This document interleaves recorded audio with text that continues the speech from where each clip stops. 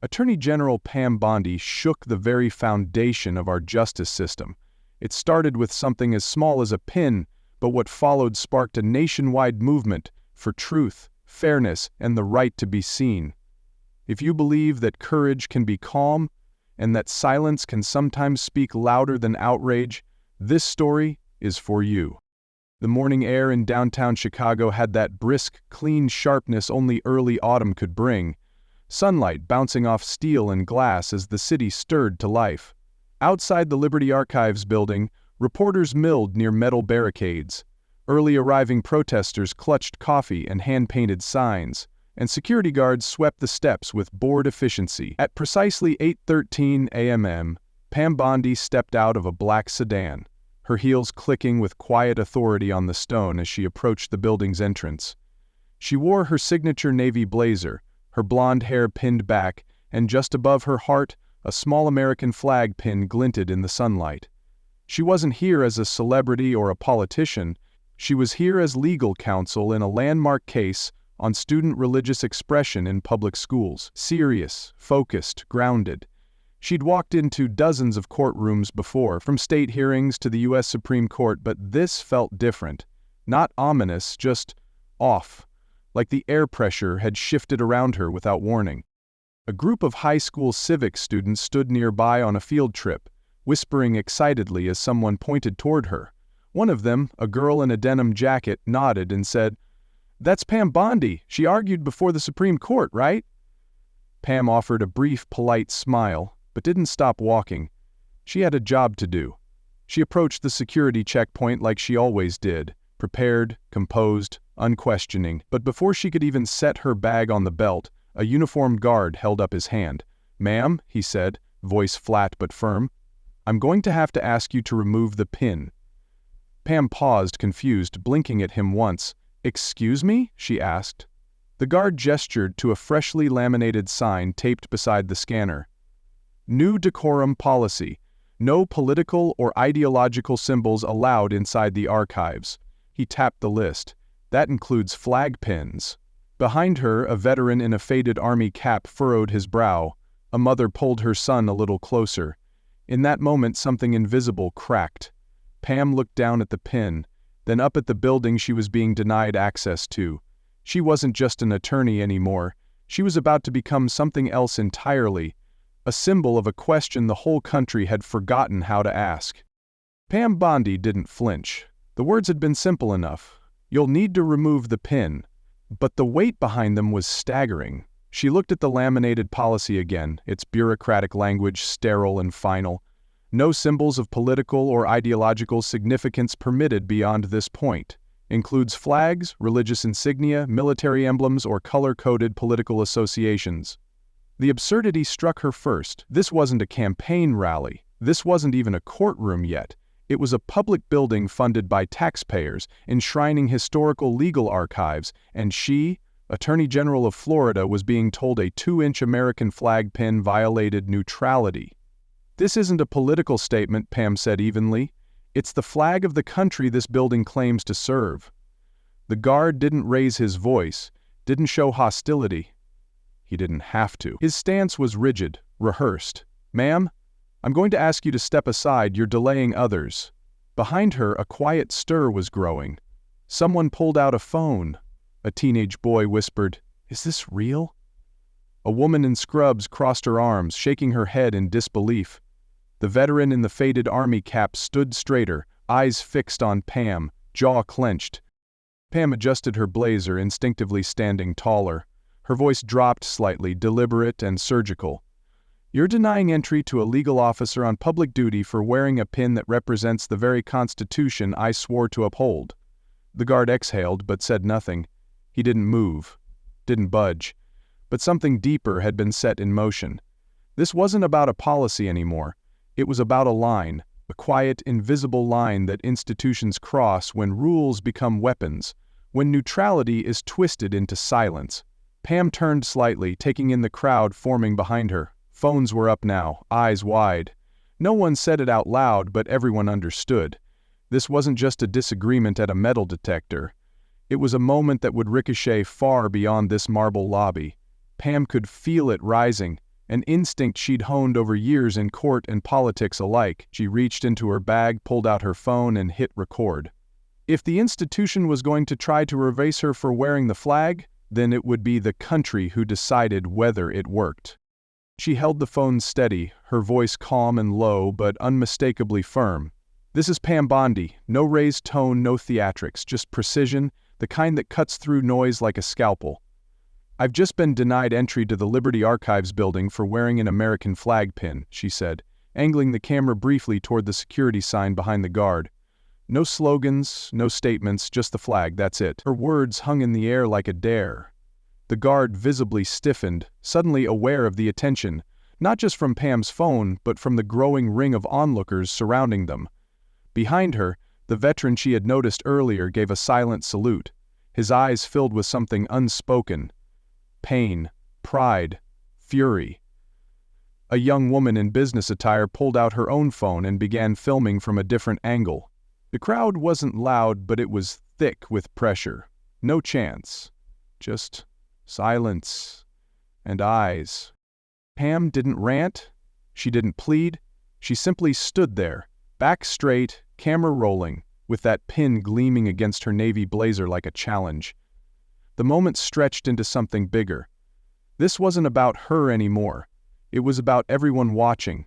Those who'd worn pins, crosses, stars, or uniforms, and never imagined they'd be told those symbols were disruptive. The moment was subtle, but electric. A mother holding her young son whispered, "That's what courage looks like." Her child stared, wide-eyed, taking it all in. By the time Pam stopped recording, her video had already been shared in real time. Live streams popped up, screenshots circulated, hashtags began to form, first quietly, "Let her in," "Pam's the pin ban," "Flag is not partisan." Pam lowered her phone, but didn't move. The guard averted his eyes. The building loomed behind him, suddenly less like a fortress of justice and more like a symbol of the very thing it claimed to resist: exclusion, masquerading as neutrality. Pam didn't know exactly what would come next, but she could feel the shift. A line had been crossed, a lens had been turned, and now the country was watching, not just her, but the deeper question her stillness had asked. When did the flag become controversial? By noon, the clip had ignited every corner of the internet. What began as a 47-second video filmed at a courthouse security checkpoint had transformed into a digital flashpoint. Within hours, it racked up over 6 million views on X, crossed 3 million on TikTok, and was reposted by everyone from veterans advocacy groups to free speech organizations, civil liberties attorneys, to high school civics teachers. The phrase, "denied for a pin," trended nationally, while screenshots of the laminated policy sign behind the guard became memes, headlines, and debate fodder. News anchors from both conservative and independent outlets looped the footage. Even those who didn't usually agree with Pam Bondi found themselves unsettled, not just by the action itself, but by the silence from the institution that issued it. Pam sat in the backseat of her car as her driver navigated traffic away from the archives, her phone buzzing non-stop with calls, texts, and media requests. Her inbox was overflowing, her name climbing every algorithm. Cable news banners read, "AG denied entry for wearing American flag." She stared out the window as if watching someone else's life unfold on the glass. Was this outrage real, or just the next digital storm? And yet, deep down, she felt that this wasn't trending because of her name. It was trending because the symbol on her lapel meant something, to more people than the court had anticipated. The crowd hadn't moved on. If anything, they were just getting started. What was supposed to be a quiet rejection had become a national mirror, and the reflection staring back was angry, awake, and ready to ask the question the system had tried to silence: how far is too far? Later that evening, Pam sat alone in her office, the office phone silent for the first time in hours. The chaos of the day had started to die down, but her mind was still buzzing with the weight of what had just transpired. The flag pin was never just a symbol, it had become a battleground, and she needed answers. That's when she received the message.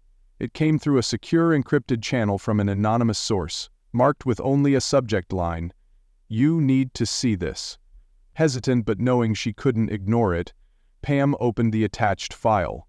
The The first few lines were standard. A timestamp, official letterhead, the kind of formality that made her stomach tighten. Then, as her eyes scanned the rest of the document, something caught her breath. It was a confidential memo, dated just the day before her confrontation at the archives, from Judge Malcolm Keene, the Chief Historical Court Commissioner of the Liberty Archives Building.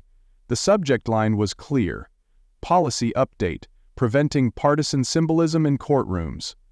The policy had been quietly drafted, aiming to prevent any visual disruptions from symbols like religious jewelry, political pins, and, yes, American flags. The memo even went as far as to include a detailed list of flag-adjacent symbols, categorizing them under potential sources of partisan identification. What struck Pam the hardest wasn't just the coldness of the language, but the chilling subtext. This was no accidental enforcement. This was a calculated policy designed to suppress identity in a space that had always been meant to represent all identity. She printed the document, her fingers moving mechanically as her mind raced. The implications were enormous. Judge Keene wasn't just enforcing neutrality, he was weaponizing it. This wasn't a simple mistake by one security guard. It was systemic. The policy was a blanket directive designed to eliminate patriotism, faith, or any form of identity that could be seen as controversial. And Pam, standing at the threshold of the courthouse with her flag pin, had unwittingly walked into the very heart of this quiet power struggle. Pam knew this couldn't just be swept under the rug. She had proof now, irrefutable evidence that the system wasn't just broken, it had been intentionally manipulated. The moment she was denied entry had only been the spark. Now, with this memo in her hands, the true battle was about to begin.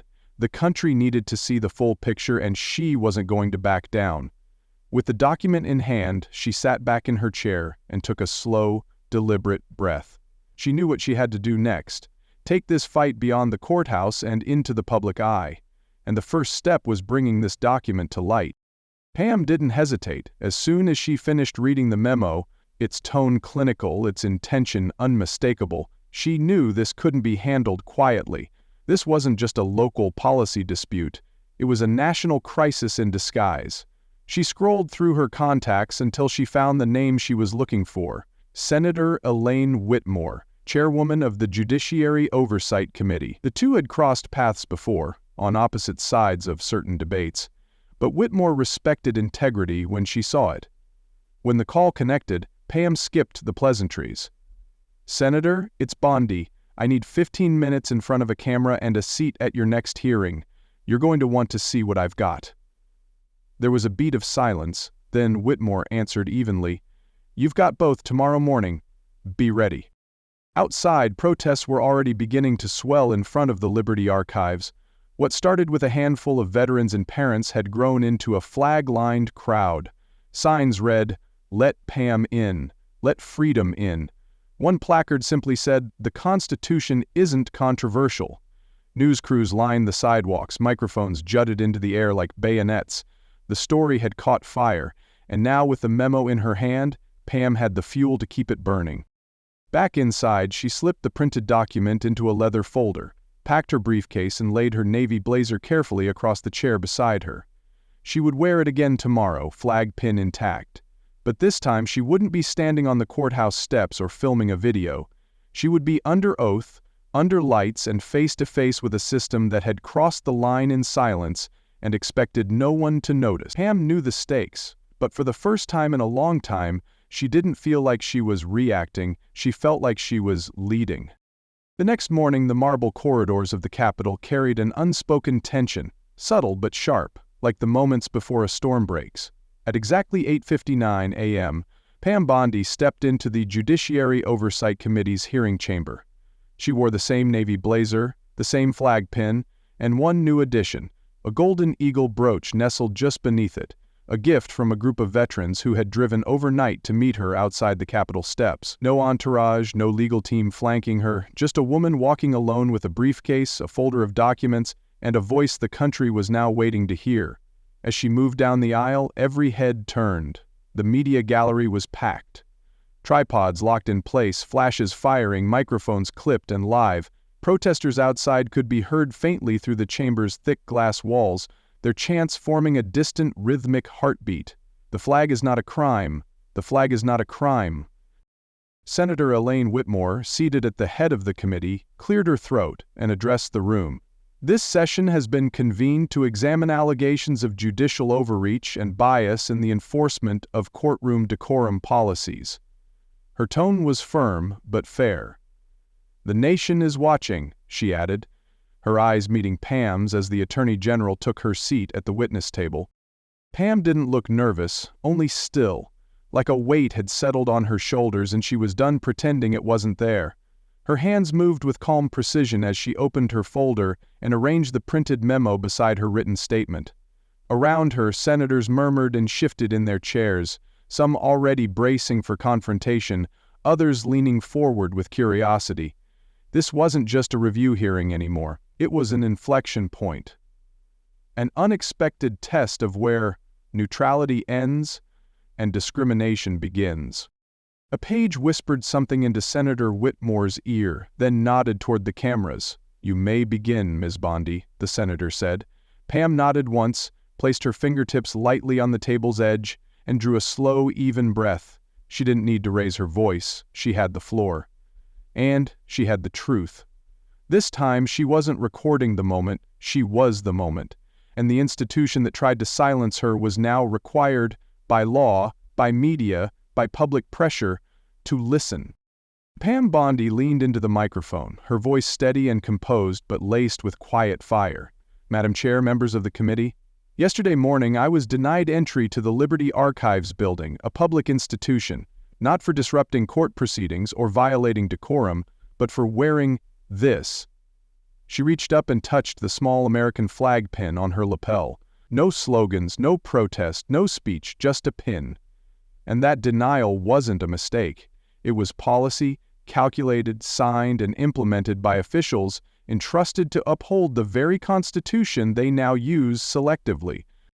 She reached into the leather folder and pulled out the internal memo. "This document was sent anonymously to my office," she continued. "It is titled Targeted Protocol for Political Disruption Prevention. It lists examples of symbols that are to be prohibited within court properties, including this pin. The justification? That it may incite partisan identification." She laid the document flat on the desk, angled it toward the senators, and tapped the judge's signature at the bottom. "That's not speculation, that's a policy. That's a blueprint for exclusion masquerading as neutrality." The chamber was silent, not the tense kind, more like reverence.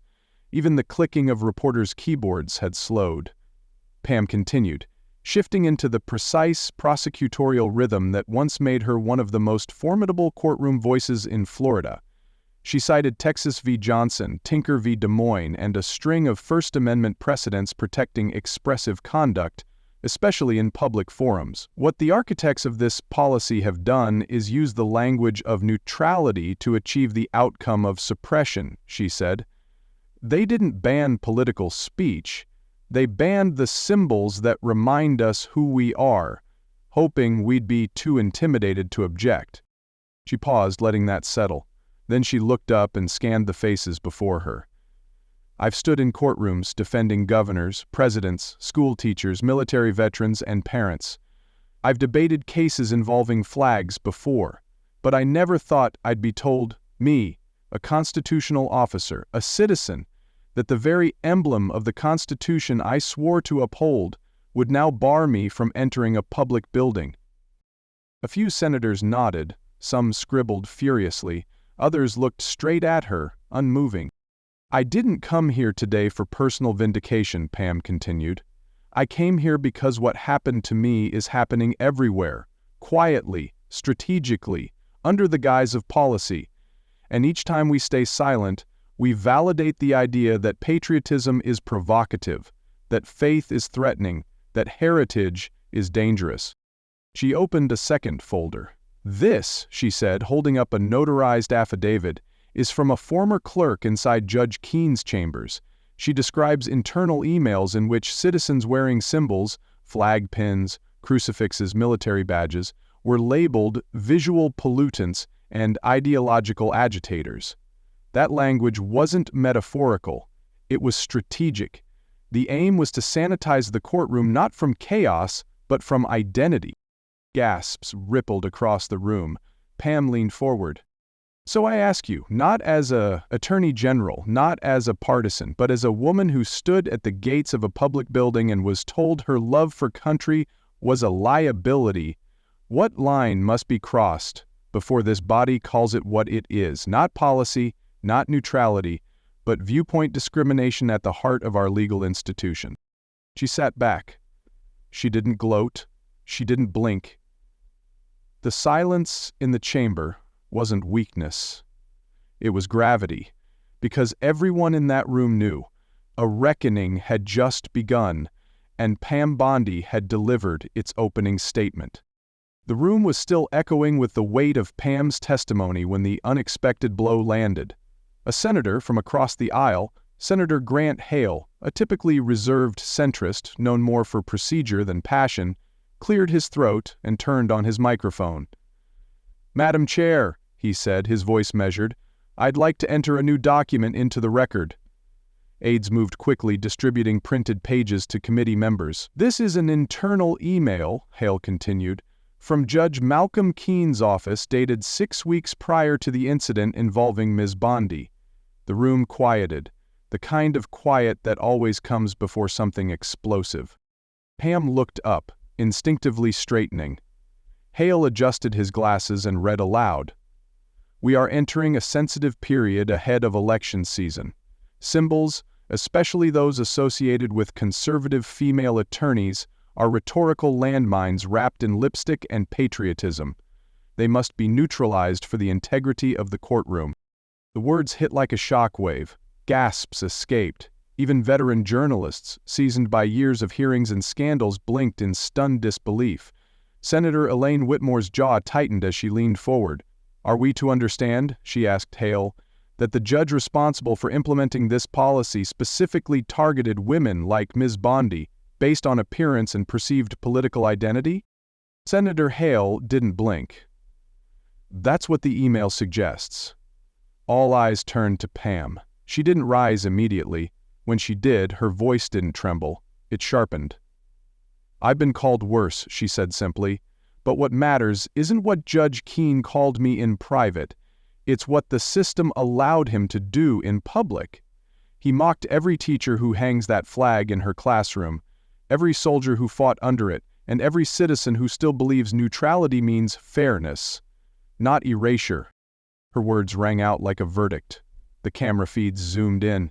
Across social media, the quote began to circulate almost instantly. What had begun as an incident now bore the weight of systemic exposure, and Judge Keene, though absent, suddenly found himself not just implicated, but cornered. The twist no one expected had turned a firestorm into a full-blown political reckoning. The hearing chamber was still reeling from the leaked email when the back doors creaked open and every head turned. Judge Malcolm Keene entered the room not in his robe of authority, but in a plain gray suit, flanked by 2 aides and walking with the stiff gait of a man who knew his power had just collapsed. Cameras swung in his direction like a tidal shift. He made his way to the front, requested to speak, and was granted the floor. His voice, once booming in courtrooms, was now low, worn, and devoid of swagger. "I came today not to defend what I did," he began, "but to admit what I didn't understand." The silence that followed was dense. Keene continued, eyes drifting toward Pam but never quite meeting hers. "I believed neutrality meant the removal of conflict. I now see that what I was removing wasn't conflict, it was identity, voices, truth." He paused. "I signed that memo. I approved that language. And I now realize that in doing so, I erased the very principles this institution is meant to protect." Then came the words no one expected. "Effective immediately, I resign my post as Chief Commissioner of the Liberty Archives, and I request that my courtrooms be the first audited under Ms. Bondi's proposed review policy." Gasps again, this time not of scandal but of astonishment. Keene stepped away from the podium and quietly placed his judicial pin on the table, a gesture that, while symbolic, struck deeper than any resignation letter. Pam didn't gloat, she didn't rise, she simply nodded once, a solemn acknowledgement of a man who, in the end, found enough truth to step down before the institution fully consumed him. The room sat in stunned quiet as the chairwoman called for a recess. The reckoning had arrived. Not just for Judge Keene, but for every courtroom in the country hiding behind vague decorum policies. What had begun with a pin had now become something else entirely, a national line redrawn, and a message that the Constitution wasn't just ink on paper, but a mirror that would reflect, expose, and correct. That night the city was quiet, but Pam Bondi's mind was anything but. The adrenaline from the hearing had long worn off, replaced by a strange stillness. The kind that arrives after battle, when the applause fades and you're left alone with what it all meant.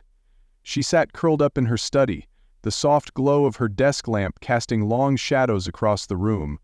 On the table in front of her sat the folder from the hearing, Judge Keene's now infamous memo, and a note she hadn't yet opened, delivered earlier by a Capitol aide. It was a single sheet of paper with a photo attached. In the image, a woman in a nurse's uniform stood outside the courthouse, holding her daughter's hand. A tiny American flag pin gleamed on her collar, scrawled beneath in block letters, "I wore it because you didn't back down." Pam stared at the message, something sharp and warm rising in her throat. No signature, no address, just quiet gratitude, sent from someone who understood that courage often feels loneliest after the cameras are gone. She flipped the paper over. 7 words had been handwritten on the back. "Don't second-guess what's already inspired millions." She sat back, letting the words sink in, the knot in her chest loosening just enough to breathe. Her phone buzzed again. Another message, another interview request. She turned it face down. Outside, the flag on her porch fluttered gently in the autumn breeze. It used to symbolize peace, purpose. Now it felt heavier, but not like a burden, more like armor. She had always fought for the law. Now she was fighting for the spirit behind it. For people who still believed that justice didn't fear symbols. It embraced them, and as she sat there in the quiet, Pam understood something she hadn't before. This wasn't the end of the fight. It was the stillness before the next step. By sunrise, Pam Bondi was already seated at the long conference table inside her private legal office, surrounded by her core team. The TV was muted in the background, showing endless loops of Judge Keene's resignation and clips from the Senate hearing. Headlines crawled across the screen: flag pin fallout, the Bondi effect, and neutrality on trial. But the room wasn't focused on victory. It was focused on what came next. Her chief legal strategist laid out risks, political backlash, judicial pushback, smear campaigns. One advisor warned, "If we push for national reform, you won't just be a target in headlines, you'll be one in courtrooms." Another added, "They'll say you're politicizing justice." Pam listened, her fingers steepled in front of her, her eyes fixed on the whiteboard beside her desk. It was blank, except for one phrase written in blue marker: "Reform from within." She didn't respond immediately. Then, Riley Abel, her youngest advisor, spoke up from the end of the table. Her voice was soft, but there was no hesitation. "We talk so much about risk," she said, "but what about the cost of silence?" The room paused. Pam looked at her. "What do you mean?" Riley leaned forward. "You always said silence enables the worst parts of the system. If you walk away now, they'll use your restraint as their cover. They'll rewrite this moment, say the public overreacted, say it never mattered." The words hit like a match against dry kindling. Pam slowly stood, walked over to the whiteboard, and, under Reform from Within, she drew a thick line. "We're not burning the courthouse down," she said. "We're building a spotlight so bright, they either change or the public sees them for what they are." Her voice didn't rise, but the tone shifted. Purpose had returned to her spine. Outside, the country still buzzed, but inside that room a new movement was taking shape. Legal, strategic, relentless. Pam wasn't interested in vengeance. She was interested in infrastructure.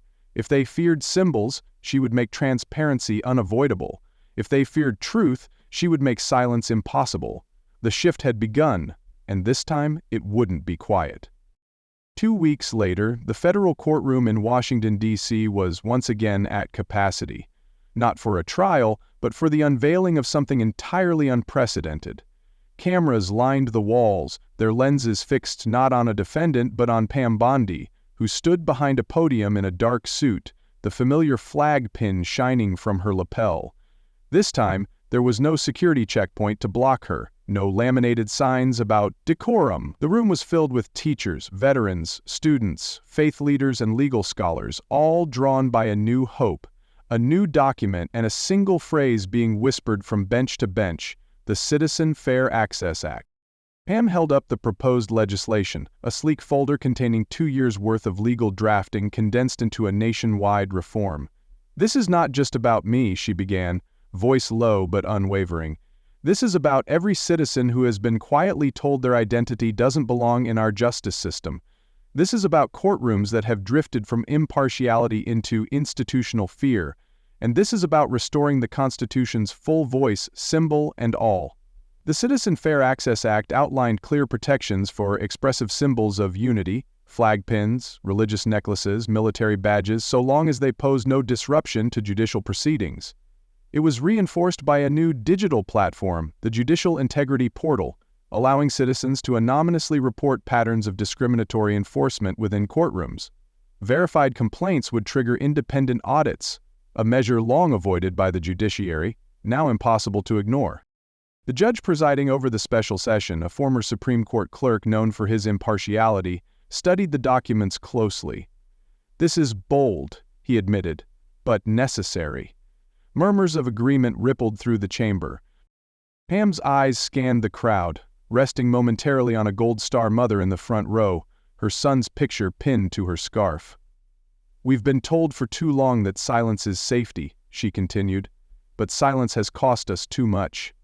From today forward, justice will not require you to strip away your faith, your service, or your patriotism to enter a courtroom." Pause swelled. The act was entered into official record, and for the first time, the flag wasn't just on Pam's blazer, it was printed in the corner of every page of reform.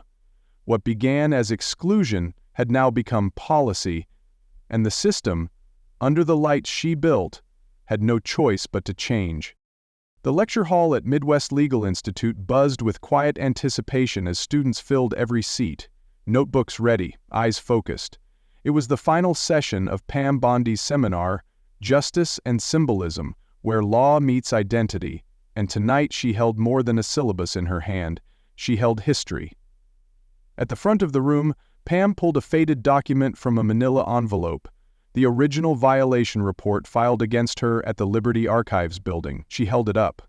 "Violation, display of unauthorized symbol," she read aloud. The room went still. Then, reaching into her coat pocket, she retrieved the pin, the same 2-inch American flag that had once barred her from a courtroom and nearly silenced her. "This was the symbol," she said, "but this wasn't the real violation." She paused, her gaze sweeping the room. The real violation was silence, years of it. Silence when vague policies were enforced unequally. Silence when young attorneys were told to blend in. Silence when symbols of service, sacrifice, or faith were labeled disruptive. A student in the front row raised her hand. "Professor Bondi, I changed my thesis after your hearing. I didn't know any of this could happen in a courtroom." Pam gave a soft smile. "It's always been happening," she replied. "People just didn't want to say it out loud." After class, a quiet student approached her with a letter. "I was at the archives that day," he confessed. "I didn't speak up, I just watched. But after what you did, I believe we can change the system, from the inside." Pam took the letter and nodded. "You just did speak up," she said, "and it matters more than you think." That night, back in her office, Pam placed the flag pin alongside her father's military badge and her first law license. Next to them, she framed a simple quote etched in glass. "Courage doesn't always roar. Sometimes it's the pin you refuse to take off." For Pam, the moment had come full circle, not just a courtroom victory, but the beginning of a movement, one student, one story, one symbol at a time. The story of Pam Bondi's quiet defiance teaches us that real change often begins with the smallest acts of courage. Acts that seem insignificant in the moment, but ripple outward in ways no one can predict. What started as a refusal to remove a tiny American flag pin became a national reckoning on what justice, identity, and neutrality truly mean inside our public institutions. The lesson is clear.